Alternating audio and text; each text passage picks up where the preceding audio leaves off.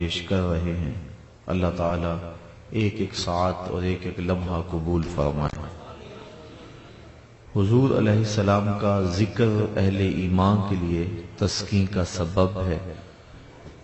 حضرت شیخ مہدی الفاسی مطالع المسرات شرح دلائل الخیرات میں لکھتے ہیں کہ آقا کریم کا ذکر سن کر جس شخص کے کلیجے میں ٹھنڈ نہیں پڑتی، اس کے سینے میں دھڑکنے والا دل کسی مومن کا دل ہی نہیں ہے۔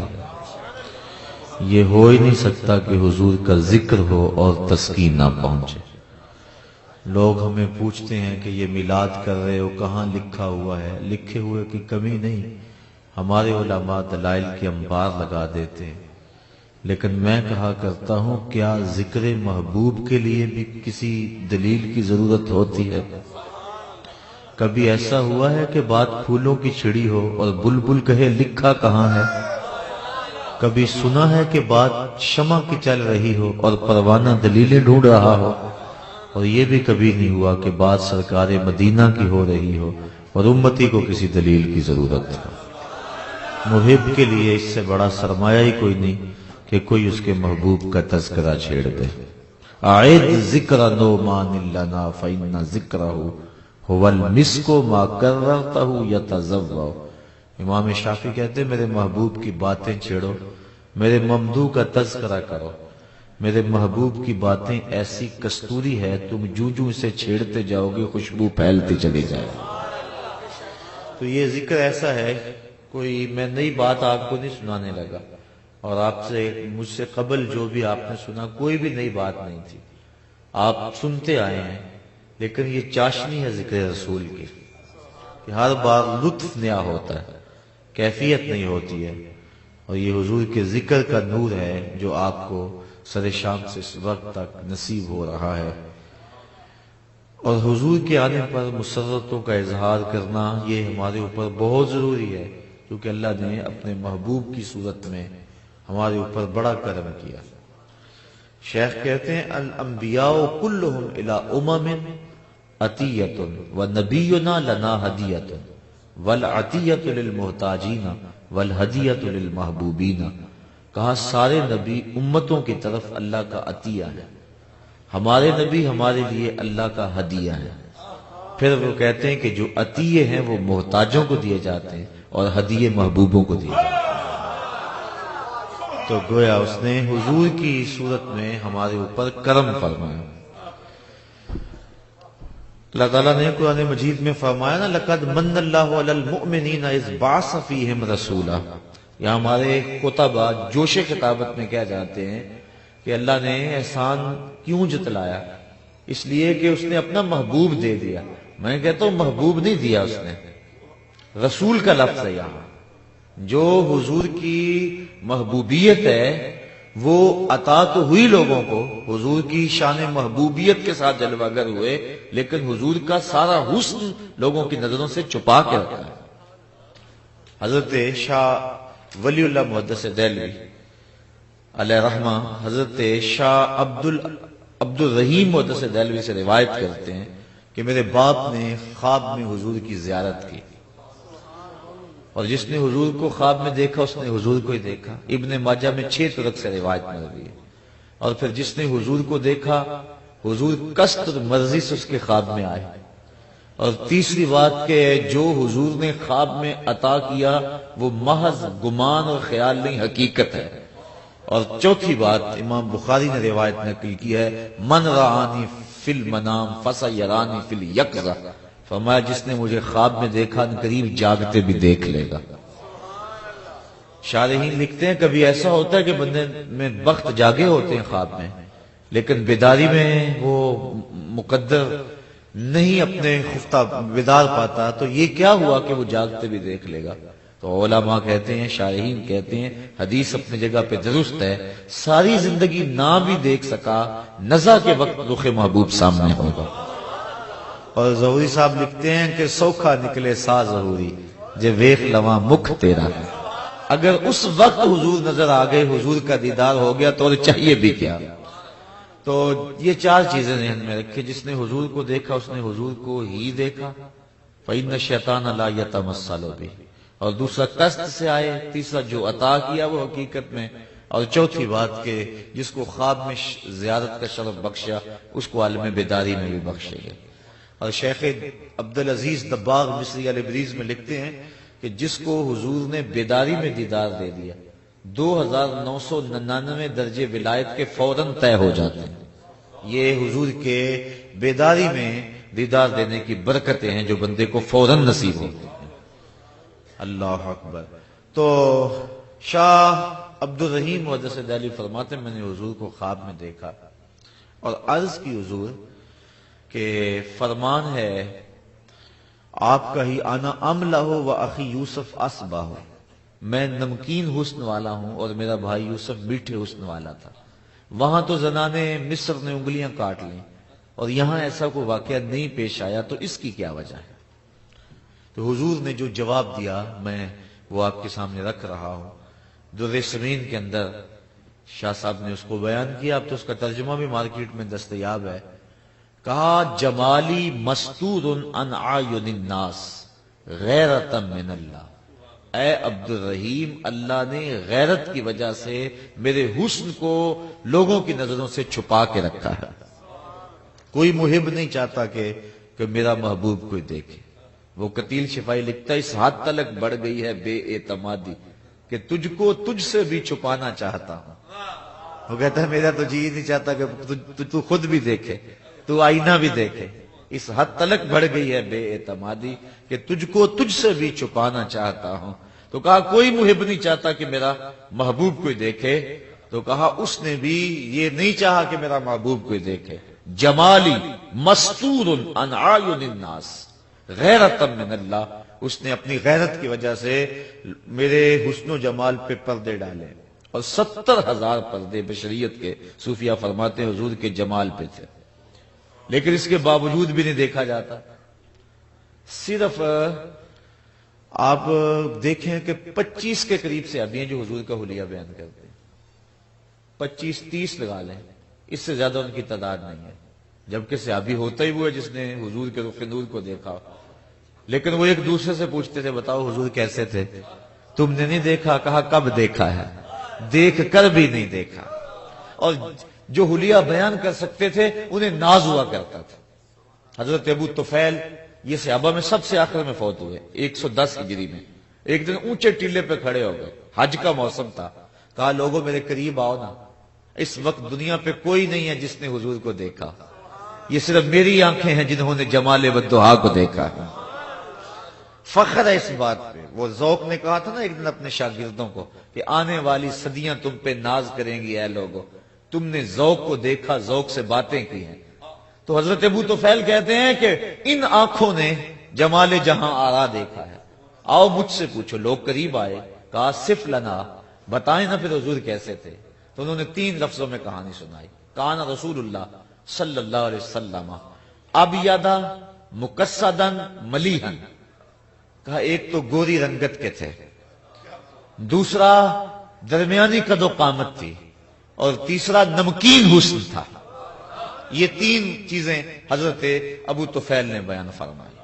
کان رسول اللہ ابیضا مقصدا ملیحا، اور مجھے ابیض سے بات یاد آئی، یہ دادا پوتے کا بڑا پیار ہوتا ہے، اور دادا اپنے پوتے کا کوئی عرفی نام رکھ لیتا ہے۔ حضرت عبد المطلب نے حضور کا ایک عرفی نام رکھا ہوا تھا اور وہ یہی تھا ابیض۔ وہ جب حضور کو پکارتے تھے ابیض کہہ کے پکارتے تھے، او گوری رنگت والے، اللہ، یہ لفظ کہہ کے وہ حضور کو پکارتے تھے۔ اور حضور کے چچا ابو طالب کے قصیدے کے اندر یہی لفظ ہے، وَأَبْيَضُ يُسْتَسْقَى الْغَمَامُ بِوَجْهِهِ، بارش نہیں ہو رہی تھی، لوگ ان کے پاس آئے کہ بارش نہیں ہو رہی، آپ نے حضور کو پکڑا، 9 سال کی عمر ہے، اور حضور کی پشت کعبہ کی دیوار سے لگائی اور رب سے کہا مالک اس کے صدقے بارشیں نازل کر دے۔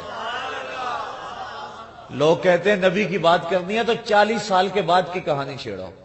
یہ ابھی جو ہے وہ 2 جمعے ہوئے آپ کے شہر میں بڑی زوردار گفتگو ہوئی، لوگوں نے کہا کہ جو کچھ ہے 40 سال کے بعد ہے، تو میں نے اسی دن عصر کے بعد جا کر کے وہاں کہا، میں نے کہا تم کہتے ہو 40 سال کے بعد نبی کی سیرت شروع ہوتی ہے؟ میاں سیرت کی بات بعد میں کرنا، پہلے پیدا ہوتے صورت تو دیکھ لو، پہلے صورت تو دیکھو۔ رخ تو دیکھو، رخ کے آئینے میں مصور آہا سجا ہوا، اور ماتھے کی ہر لکیر پہ قرآن لکھا ہوا۔ اور میں نے کہا تم باقی رہی بات سیرت کی، تو سیرت بھی 40 سال کے بعد شروع نہیں ہوتی۔ جب حضرت حلیمہ سعدیہ دودھ پیش کرتی ہیں، حضور ایک پستان سے لیتے ہیں، پھر وہ دوسرا پستان پیش کرتی ہیں، حضور رخ پھیر دیتے ہیں۔ یہ بتلانا تھا کہ میرا اور بھائی ہے، اور میں عدل و انصاف کا سبق پڑھانے آیا ہوں، میں کسی کا حق قسم کرنے نہیں آیا۔ تم کہتے ہو 40 سال بعد سیرت شروع ہوتی ہے، یہاں تو حجرہ حلیمہ بھی شروع ہو رہی ہے۔ اگر غور کرو اس کا تو ایک ایک لمحہ پیغمبر ہے، ایک ایک ساعت پیغمبر ہے۔ تو حضور علیہ السلام کو کھڑا کر کے کہا کہ اللہ اس کے صدقے بارش نازل کر دے، تو فوراً چھم چھم بارش اتری۔ تو انہوں نے اس وقت ایک طویل قصیدہ لکھا جس کا یہ شعر ہے، وَأَبْيَضُ يُسْتَسْقَى الْغَمَامُ بِوَجْهِهِ، یہ میرا گوری رنگت والا بھتیجا جس کے چہرے کی برکت سے بارش اترتی ہے۔ سمال الیتامى عصمۃ للارامل، بیواؤں کا آسرا اور یتیموں کا سہارا۔ جب 9 سال کی عمر ہے اس وقت کہہ رہے ہیں، اور وہ روایت آپ نے علماء سے بے شمار مرتبہ سنی ہوگی۔ حضرت انس بن مالک رضی اللہ تعالیٰ عنہ فرماتے ہیں حضور منبر فراز تھے کہ ایک شخص کھڑا ہو گیا، کہنے لگا کہ حضور ہم ہلاک ہو گئے، قحط سالی ہے، بارش نہیں ہو رہی۔ تو آقا کریم نے اللہ کی بارگاہ میں بارش کی دعا کے لیے ہاتھ اٹھائے۔ حضرت انس کہتے ہیں رضی اللہ تعالیٰ عنہ، میں صحن میں بیٹھا ہوا تھا اور میں نے دیکھا آسمان پہ بادل کا کوئی ٹکڑا نہیں تھا، لیکن ایک چھوٹا سا ٹکڑا آیا اور پھیل گیا پورے مدینے پہ، اور اتنی بارش ہوئی کہ مسجد نبوی کی چھت ٹپکنے لگی، اور آقا کریم کی داڑھی پہ تازہ جو ہے وہ اوپر سے قطرے بارش کے گر رہے تھے، اور میں نے حضور کے دانتوں کو مسکراتے ہوئے دیکھا۔ اور پھر حضور نیچے بیٹھ گئے اور فرمایا کوئی ہے جس کو میرے چچا کے شعر یاد ہوں؟ تو حضرت علی المرتضیٰ نے عرض کی حضور شاید آپ کی مراد ان شعروں سے ہے، اور پھر اس وقت یہ شعر دوبارہ پڑھے، وَأَبْيَضُ يُسْتَسْقَى الْغَمَامُ بِوَجْهِهِ، کہا آج میرے چچا ہوتے تو ان کے دل کو ٹھنڈ پڑ جاتی۔ وَأَبْيَضُ يُسْتَسْقَى الْغَمَامُ بِوَجْهِهِ سَمَالُ الْيَتَامَى عِصْمَةٌ لِلْأَرَامِلِ، تو اس دور میں بھی غریبوں، بیواؤں اور دکھیوں کی مدد کر رہے ہیں۔ تو یہ بات کر رہا تھا کہ ابیض کا لفظ جو ہے یہ حضور کے لیے بولا، اور دوسرا مقصد کی تشریح بھی بڑی طویل ہے، صرف قد کی میانہ روی نہیں، ہر عضو کا اعتدال علماء نے لکھا ہے۔ اور تیسرا ملیحن، نمکین حسن، تو کہا حضور آپ نے کہا ہوا ہے کہ انا املہ، میں نمکین حسن کا مالک ہوں، میرا بھائی یوسف میٹھے حسن کا مالک ہے، لیکن یہاں تو وہاں انگلیاں کٹ گئی، یہاں یہ معاملہ نہیں ہوا۔ تو کہا میرے حسن کو لوگوں کی نظروں سے اللہ نے چھپا کے رکھا ہے، اور چھپے ہوئے حسن کا عالم تھا کہ صحابہ دیکھ نہیں پاتے تھے۔ صرف 25 کے قریب صحابہ حضور کا حلیہ بیان کرتے ہیں۔ حضرت حسان بن ثابت رضی اللہ تعالیٰ عنہ فرماتے ہیں کہ میں جو حضور کا حلیہ بیان کر لیتا ہوں، میں اس لیے کر لیتا ہوں کہ میرے پاس دیکھنے کا ایک طریقہ تھا۔ غور کیجئے وہ کیا طریقہ تھا، کہتے ہیں فَلَمَّا نَظَرْتُ إِلَىٰ أَنْوَارِهِ فَوَدَعْتُ كَفِّي عَلَىٰ عَيْنِي خَوْفًا مِّن ذِهَابِ بَصَرِي، میں اپنی آنکھوں پہ انگلیاں رکھ کے انگلیوں کی اوٹ سے دیکھتا تھا کہ حضور کے جلووں کی چمک سے میری آنکھوں کی بینائی نہ جاتی رہے۔ یہ چھپے ہوئے حسن کا عالم ہے، اور دیکھنے والا کون ہے؟ شاعر۔ اور آپ جانتے ہیں شاعر حسن دیکھنے میں بڑا دلیر ہوتا ہے، اور شاعر حسن چھپا ہوا دیکھتا ہے تو انگلیاں رکھ کے دیکھتا ہے، اور اگر وہ حسن بے نقاب ہوتا تو کیا ہوتا؟ یہی بہتر ہے کہ وہ پردے میں روح پوش رہے، وہ اگر پردہ اٹھا دے تو کسے ہوش ہے۔ تو یہ حسن چھپا کے رکھا گیا ہے، تو اس لیے کہا یہ واقعہ نہیں ہوا۔ اعلیٰ حضرت نے اس کو ایک اور رنگ میں بیان کیا۔ آپ فرماتے ہیں حسن یوسف پہ کٹی مصر میں انگشت زنا، سر کٹاتے ہیں تیرے نام پہ مردان عرب۔ ولی دکنی سے لے کر غالب اقبال تک میں نے تقریباً ہر شاعر کو دیکھا ہے۔ تو میں نے کئی جگہ پہ یہ بات کہی ہے کہ تضاد کا شعر اردو ادب کے دامن میں اس جوڑ کا دوسرا میں نے نہیں دیکھا۔ تضاد ہے، ایک مصرے میں ایک بات کی جاتی ہے، دوسرے میں اس کی الٹ بات کی جاتی ہے۔ اب یہاں تضاد دیکھیے کتنے، حسن یوسف پہ کٹی مصر میں انگشت زنا، سر کٹاتے ہیں تیرے نام پہ مردان عرب۔ ایک طرف حسن ہے اور دوسری طرف صرف نام ہے، اور ایک طرف عورتیں ہیں اور دوسری طرف مرد ہیں. وہ عورتیں بھی مصر کی اور یہ مرد بھی عرب کے, اور ان کی انگلیاں ہیں اور ان کے سر ہیں, اور ان کی کٹی ماضی ہے اور یہ کٹاتے ہیں مضارع ہے, اور ان کی کٹی لازم ہے, کٹاتے ہیں متعدی ہے, یعنی کٹنے میں قصد نہیں ہے, کٹانے میں قصد ہے. ہاں, کٹانے میں قصد ہے. حسن یوسف پہ کٹی مصر میں انگشت زنا, سر کٹاتے ہیں, تسلسل بھی ہے, قصد بھی ہے, مضارع بھی ہے, تسلسل بھی جاری ہے.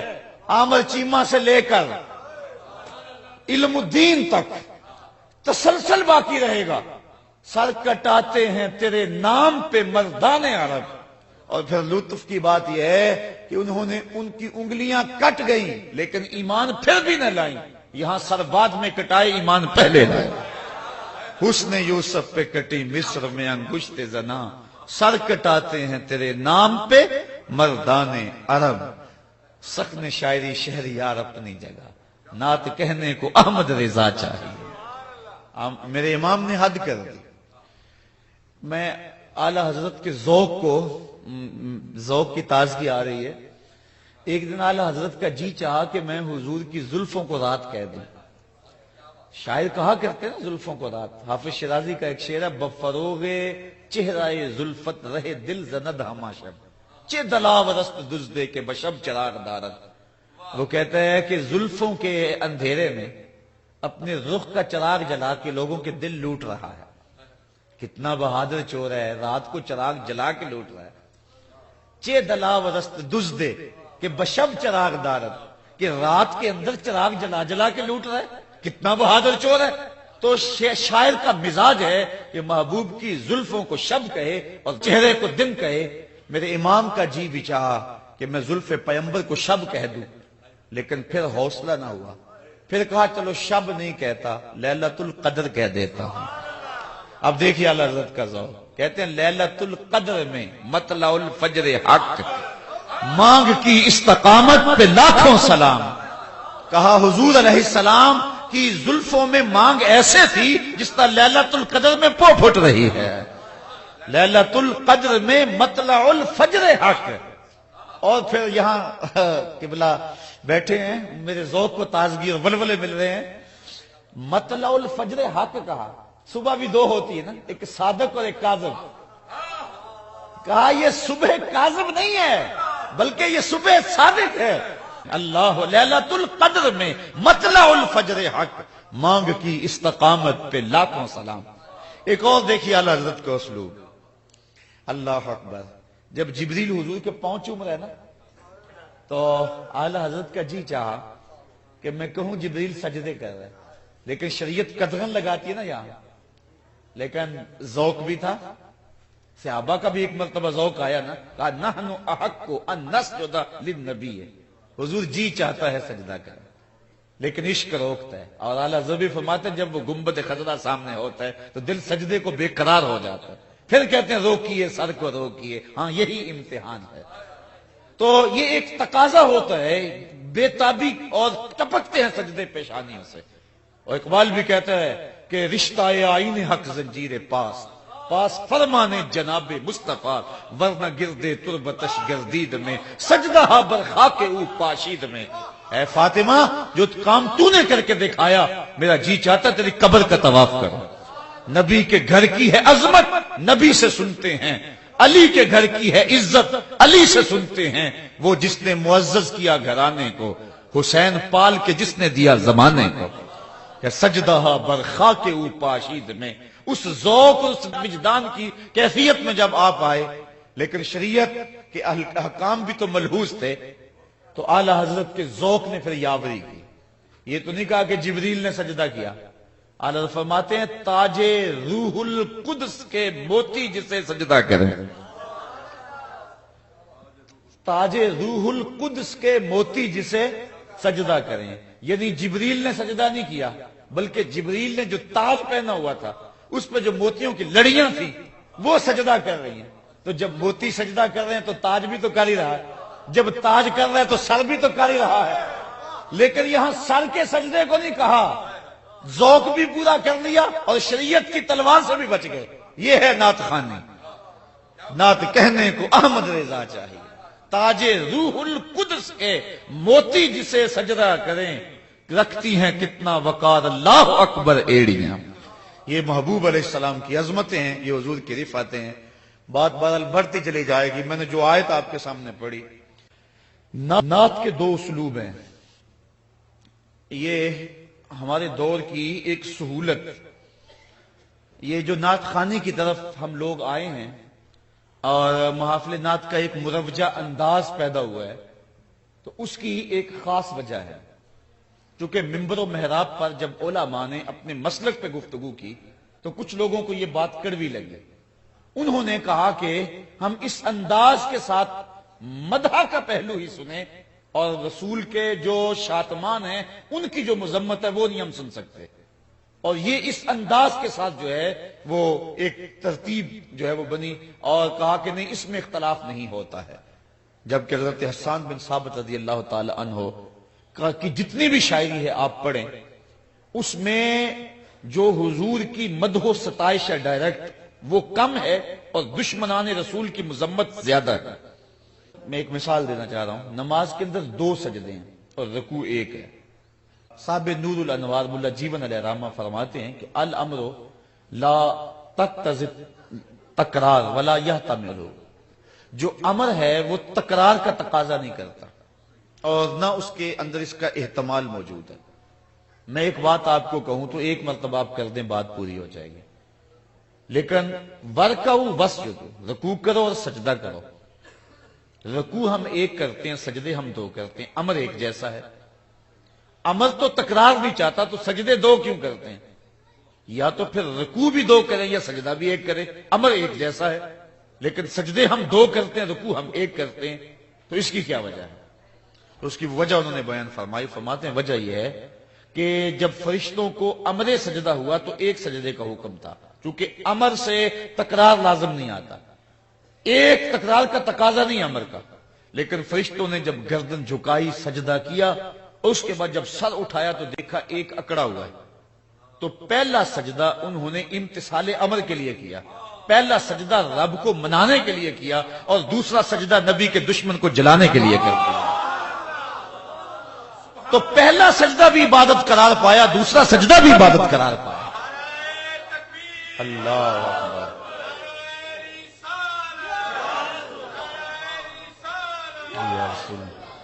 تو نبی کی مدح و ستائش یہ بھی نعت ہے اور حضور کے دشمنوں کی ٹھکائی یہ بھی نعت ہے. اور حضرت حسان بن ثابت جو ہے وہ دونوں انداز رکھتے ہیں. والضحیٰ واللیل اذا سجا یہ بھی نعت ہے اور تبت یدا ابی لہب وتب یہ بھی نعت ہے. اب حالات کے تقاضے کیا ہیں اس کے مطابق ہم نے رخ متعین کرنا ہوگا. اب کبھی ایسا ہوتا ہے کہ پہلے رب کو منا لو پھر دشمن کو جلا لو، جس طرح کہ وہ سجدے میں ہوا. کیونکہ تقاضا یہ ہے پہلے دشمن نہیں تھا، پہلے رب کو منانے کے لیے سجدہ ہوا، امتثال امر کے لیے ہوا. جب سر اٹھایا تو دشمن کھڑا تھا تو پہلا سجدہ رب کو منانے کے لیے، دوسرا دشمن کو جلانے کے لیے. لیکن اگر دشمن مقابلے میں ہو تو پہلے دشمن کو جلا لیں. یہ بھی ایک اسلوب ہے. آپ کہیں گے وہ کہاں؟ آؤ جب ہم حج پہ جاتے ہیں تو ایک انداز ہے طواف کا جس کو رمل کہتے ہیں، کندھے اچکا اچکا کے چلنا، اللہ کا گھر سامنے رکڑ کے چلنا. جب تاریخ ڈھونڈی تو بات سمجھ آئی کہ جب حضور آئے نا دوبارہ مکے میں تو قریش نے کہا لو یہ تو کمزور ہو گئے، ان کی تو جو ہے وہ ان کو راس نہیں آئی وہاں کی آب و ہوا. تو میرے آقا کریم نے فرمایا کہ پہلے چکر رمل کے لگاؤ نا، پہلے دشمنوں کو جلا لیں پھر رب کو منا لیں گے. تو پہلے رمل کے چکر جلانے کے لیے، پھر رمل کے بعد والے چکر رب کو منانے کے لیے. تو کبھی پہلے رب کو منائیں پھر دشمن کو جلائیں، اور کبھی پہلے دشمن کو جلائیں پھر رب کو منائیں. اگر یہ ترتیب ہو پھر بھی عبادت، اگر یہ ترتیب ہو پھر بھی عبادت.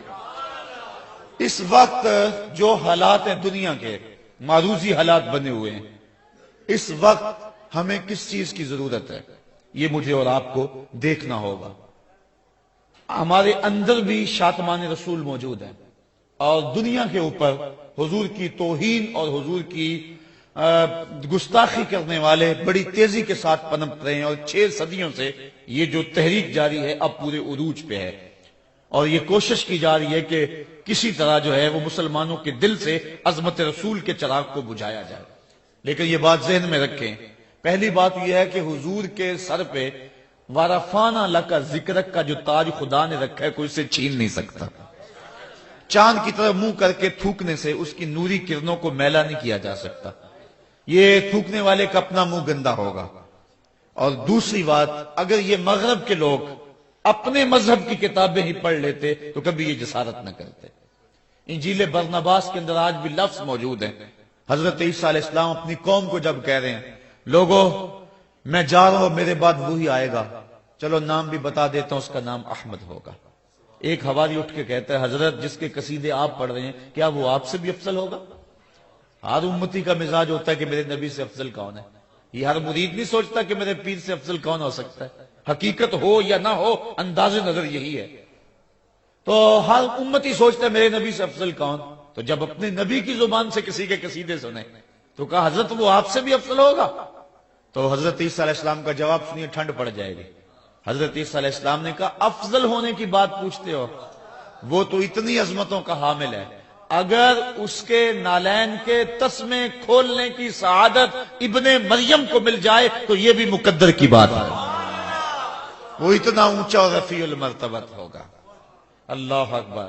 اور مولا جامی بولتے ہیں ادیم طائف نالین پاکن شراکز رشتہ جاں ہائے ماکن۔ حضور میرا جی چاہتا ہے آپ طائف کے چمڑے کے جو نالین ہیں وہ زیب پاؤں کریں، اور اس کے اندر جو تسمے ہیں وہ جامی کے چمڑے کے نہیں بلکہ جامی کی جان کے ڈالنا۔ شراکز رشتہ جاں ہائے ماکن، میرے چمڑے کے تسمے نہیں بلکہ میری جان کے تسمے ڈالنے۔ تو کہا وہ تو اتنا رفیع المرتبت ہوگا اگر اس کے پاؤں کے پہنے ہوئے نالین کے تسمے کھولنے کی سعادت ابن مریم کو مل جائے تو یہ بھی مقدر کی بات ہے، وہ اتنا رفیع المرتبت۔ تو حضور کی عظمتوں کو کیسے گھٹایا جا سکتا ہے؟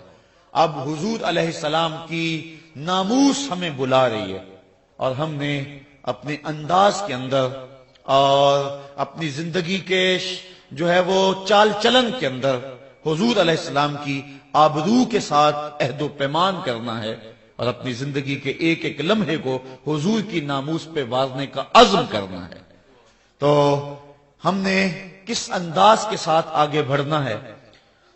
یہ دشمنان رسول اور شاتمان رسول، ان کا علاج یہ ہے کہ غلبہ اسلام کا خواب بندہ تعبیر ہو، اور وہ ہم صبح سے لے کر شام تک اور شام سے لے کر صبح تک ہم دیکھیں کہ ہم دین کے لیے کتنا وقت دے رہے ہیں۔ اگر ہمارے شب و روز دین کے فروغ اور تگ و تاز کے لیے لگے ہوئے ہیں تو ہمیں مبارک ہو، لیکن اگر ہم اپنی زندگی کے ان حسین لمحات کو دنیا میں کھپا دیا ہے اور اس عظیم مقصد کے لیے ہم نے اپنی زندگی کے ان حسین لمحوں کو نہیں لگایا، تو پھر ہم سوچیں کیا ہم حضور علیہ السلام کے ساتھ جو وفا کا انداز ہے اس کو نبھا رہے ہیں یا کہ اس کو نہیں نبھا رہے۔ مغرب کے لوگ اس بات سے جو ہیں وہ آگاہ رہیں کہ یہ امت اس کا مزاج یہ ہے کہ یہ بھوکی رہ سکتی ہے، یہ پیاسی رہ سکتی ہے، لیکن حضور علیہ السلام کے ساتھ وفا کا جو رشتہ ہے وہ ہمیشہ مستحکم رہا ہے۔ اگر وقتی اور معروضی حالات نے ان کو پیس کے رکھ دیا ہے، لیکن یہ مت سمجھیں کہ ان کے سینوں سے وہ جذبے جو ہے وہ سرد پڑ گئے ہیں اور ان کو جو ہے وہ حضور کی ذات سے ہٹا دیا گیا ہے، اور 2 سال میں ہم بہت آگے ان کو بے حس کر دیا ہے، ایسا قطعاً نہیں ہے۔ ہم جو عام آدمی ہے وہ آکسیجن سے سانس لیتا ہے، لیکن ایک مسلمان عشق رسول سے سانس لیتا ہے، یہی اس کی زندگی کا اوڑھنا بچھونا ہے، اور وہ مت سمجھیں بلکہ کسی ماں کی گود میں ضرور کوئی آمد چیمہ پرورش پا رہا ہے اور ان کے گریبان تک اس کا ہاتھ پہنچنے والا ہے۔ اس وقت ہماری ضرورت یہ ہے کہ ہم جو ہے وہ کم از کم اپنے ملک کے اندر ایک شعور کو بیدار کریں، اور اس حوالے سے اس وقت ہماری جو مسلکی اور ہماری جو اسلامی ضرورت ہے بالخصوص پاکستان کے اندر اس شعور کو پروان چڑھانا ہے۔ تو میں چاہوں گا کہ آج کی اس بابرکت محفل میں جہاں آپ نے اپنے آقا و مولا کے ساتھ محبتوں کا اظہار کیا، تو دشمنان رسول کی ٹھکائی یہ بھی نعت کا ایک انداز ہے، اور میں اس وقت جو آپ کا فرض ہے آپ کو سمت بلا رہا ہے وآخر